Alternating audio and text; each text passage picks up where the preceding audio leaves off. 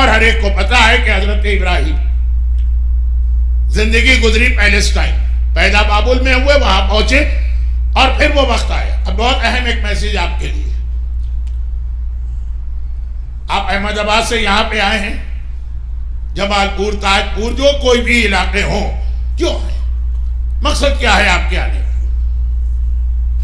قرآن کریم حضرت ابراہیم کے حوالے سے بہت لمبا میرا اشرا، میں بہت مختصر 5 منٹ میں بات مکمل کر رہا ہوں.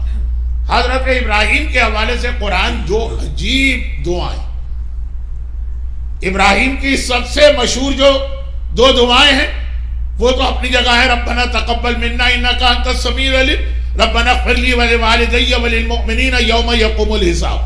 دونوں ابراہیم کی دعائیں مشہور، جو مشہور نہیں لیکن بہت اہم 2 دعائیں قرآن کریم بتا رہا. حضرت ابراہیم نے 2 شادیاں کی، دوسری بیوی سے بیٹا ہو گیا اسماعیل. اب دونوں بیویوں کے درمیان ٹینشن ہو گیا.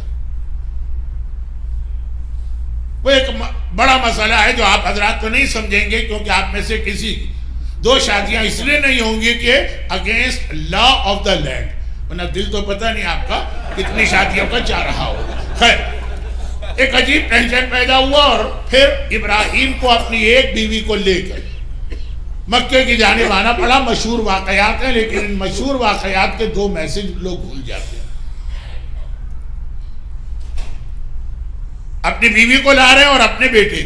اس وقت تک ایک ہی بیٹا تھا، اکلوتا بیٹا کسی باپ کا، وہ بھی بڑھاپے میں. لیکن حالات ایسے ہو گئے گھر میں، وہاں سے لے کے آئے اور جب مکے کی سرزمین میں لائے تو مکے میں کچھ نہیں تھا، کچھ بھی نہیں تھا، کعبہ بھی نہیں تھا. خود حضرت ابراہیم کا جملہ قرآن نے آیت بنا دی، رب انی اسکنت من ذریتی بواد غیر ذی زرع. اے خدا، میں اپنی ذریت کو، اپنی اولاد کو وہاں لا رہا ہوں جہاں گھاس کا ایک پتا بھی نہیں. لیکن گھاس کا پتا نہ ہو. یہ زمین بہت اہم ہے کیونکہ اندہ بیتک المحرم، یہاں پہ تیرا قابل احترام گھر. کعبے کا وجود نہیں تھا اس وقت، دیواریں ٹوٹ چکی تھی طوفان نوح میں، لیکن کعبہ تو بہرحال دنیا میں سب سے پہلی جگہ.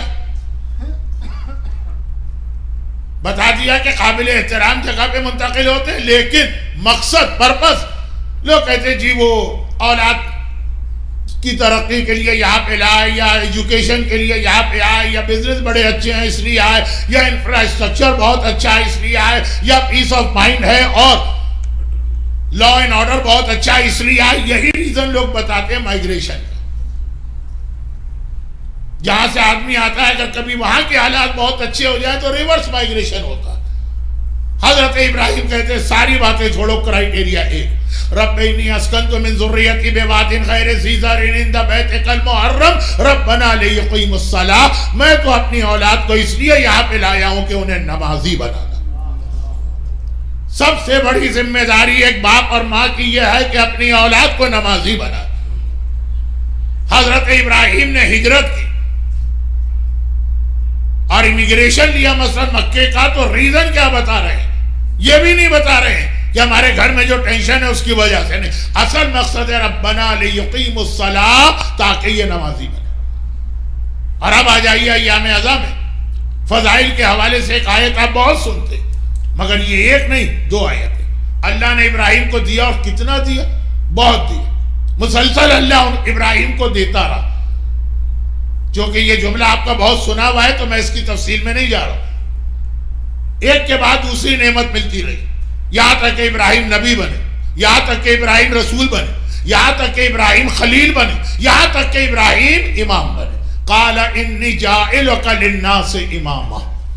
یہ سب سے بڑا عہدہ ملا. اب تک جتنی چیزیں ابراہیم کو ملی لیتے رہے، شکر کرتے رہے. امامت ملی تو تڑپ گئے، قال ومن ذریتی. یہ تو اتنی بڑی نعمت ہے کہ یہ تو مجھے اپنی اولاد کے لیے بھی چاہیے.